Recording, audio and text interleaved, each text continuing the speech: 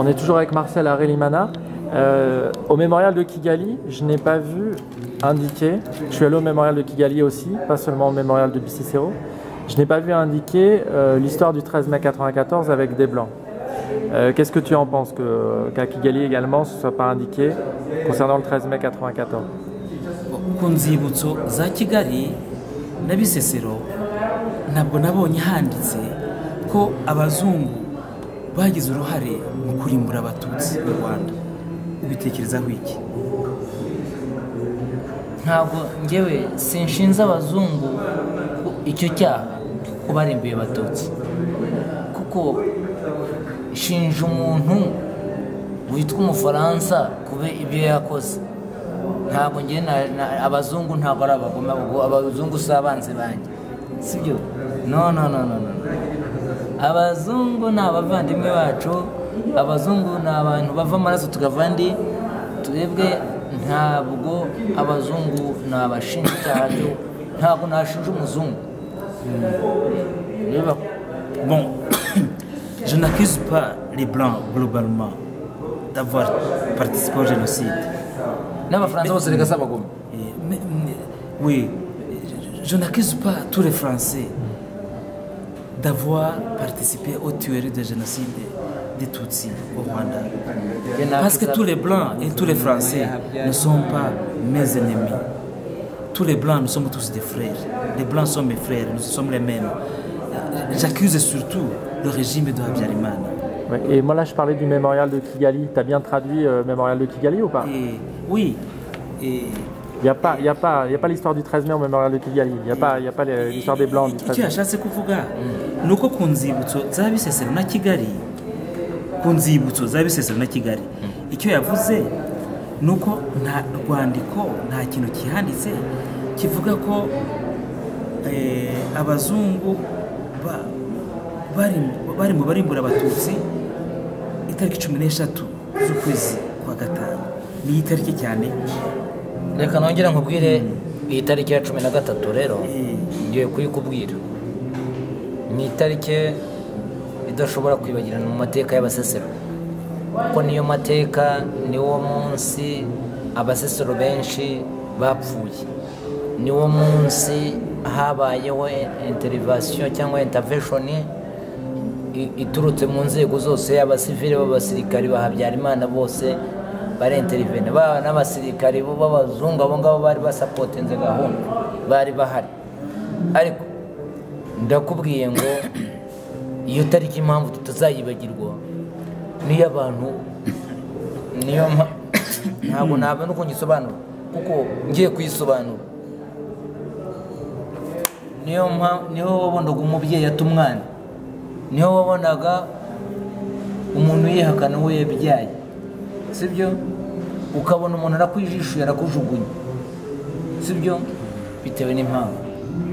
Ubwo rero ngiye ku itariki ya 13 iyo umuntu abinyishijemo cyane kumbwira itariki ya 13 ifite amateka arenze ku buryo kireka kuyikubwira, kireka umbwiye ngo mbwira kuri 13 z'ukwa gatanu yonyine nafata igihe, nafata n'umunsi n'iminsi ibiri nkayikubwira. Écoute, revenons à la date du 13 mai. C'est une date inoubliable. C'est la date de l'extermination du Tutsi. C'est la date où il y a eu des interventions d'origine diverses pour nous exterminer. Il y a eu des interventions de soldats blancs pour nous exterminer. Nous ne pouvons pas oublier cette date. Je ne sais pas comment vous expliquer cela. C'est la date où l'on a vu des choses abominables. C'est la date où l'on a vu une mère retirer son enfant de son dos et le jeter. C'est la date qui a une signification très haute et qui me dépasse et qui nous dépasse. Si je devais expliquer cette date, ça peut même me prendre 2 jours ou plus pour l'exposer, pour en parler. Est-ce que tu as combattu corps à corps? Est-ce que tu as pu repousser des assaillants? Est-ce que tu as dû te cacher? ese kuri iyo tariki mwararwanye imbona nkubone korako eske warihishe ese byagenze gute?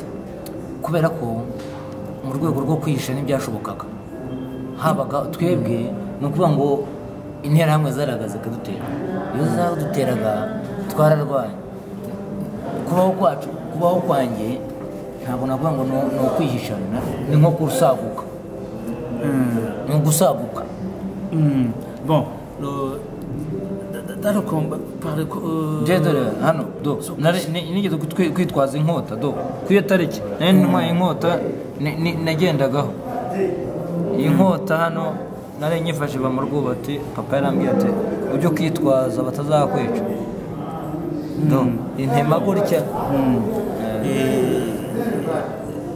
Durant cette attaque, il n'était pas possible de se cacher. Cela n'était pas possible. Il n'était pas possible de se cacher. Si j'ai survécu, c'est que je suis comme un restant, un survivant. Un survivant. C'est que je fais partie de ce qui n'a pas été exterminé. Je suis un restant, reste. Et il me montre la main, les doigts, tu vois. Et il n'y avait pas moyen, de ne pas se battre. Il fallait lutter, tu vois, même sur mon doigt, l'épée, je garde une blessure d'une épée que je tenais dans la main et qui est tombée en me laissant une cicatrice.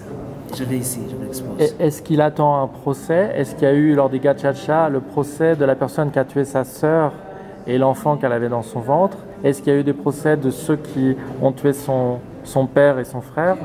Est-ce qu'à travers la gachacha, ça a été fait au Rwanda? Gachacha ko yabayeho haba harabaye urubanza rw'umuntu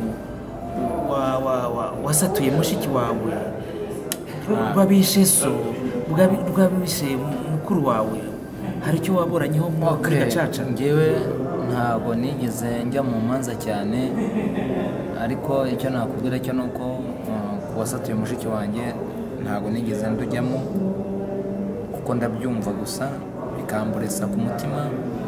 Wishe papa ntabwo nawe namumenya, simuzi, ngewe sinajya kubijyamo, sibyo?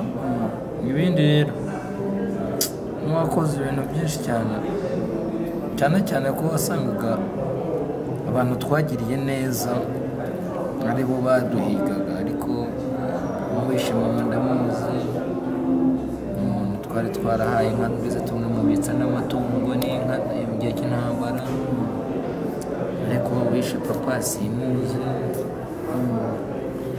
wishe mushiki wanjye simuzi, ariko nifuza nzamubona, nzanamugirira n'imbabazi, namumenye namugirira imbabazi. Bon, je n'ai pas été tellement impliqué dans les procès. Le tueur de ma soeur, je ne le connais pas, Le tueur de mon père, je ne le connais pas. Mais ce que je sais, c'est que les gens pour lesquels nous avions fait du bien, ce sont ceux-là qui se sont acharnés à exterminer les membres de ma famille. Par exemple, je connais le tueur de ma mère. Nous lui avions donné un don d'une vache. Nous lui avions donné du bétail.